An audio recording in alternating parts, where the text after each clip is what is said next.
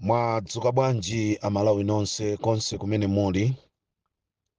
Ine ndine Comrade Ntanyiwa kuchoka ku organization ija yotchedwa Four Regions Organization, yomwe ndine director wa organization ya Four Regions, komanso ndimagwira ntchito ndi Limpopo FM. Chigawo cha kummawa kuno mundilole amalawi konse kumene muli, ndikufuna ndipereke uthenga wa chipepeso kuchoka ku Four Regions Organization kupita ku mabanja onse amene ataya abale ndi alongo pa ngozi ya ndege imene yachitika ku Chikangawa.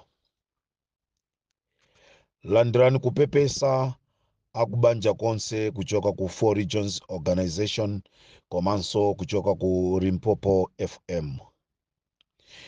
Ndi imfa yowawa, ndi imfa imene amalawi ambiri sitinayembekezere kunena kuti pakati pathu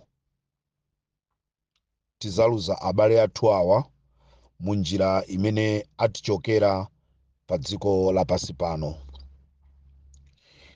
Inde ndizoona aliyense ali ndi tsiku lake lochokera pa dziko lapansi pano,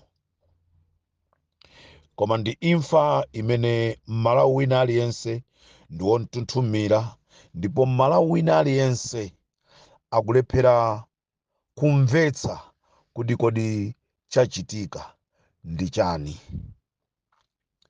M'malo mwa Four Regions Organization komanso m'malo mwa Limpopo FM, akubanja landirani kupepesa kwathu tikuti pepani pepani. Mulungu yekha ndi amene akutonthozeni, ndipo Mulungu yekha ndi amene adziwe choona chake chenicheni. Ngati ali Satana tingoti zonse tizisiya m'manja mwa Mulungu. Ngati ali Mulungu mwini wakondesesa abale athuwa tizisiyaso m'manja mwa Mulungu. Konse kumene muli anamalira nonse, dziwani kuti mtundu wa Malawi ukulira nanu limodzi ndipo sukusiyani limodzi. Pomaliza ndikanene kuti amalawi nonse tiyeni tisasiye abale athuwa, tikhale nawo limodzi ndipo tilire nawo limodzi.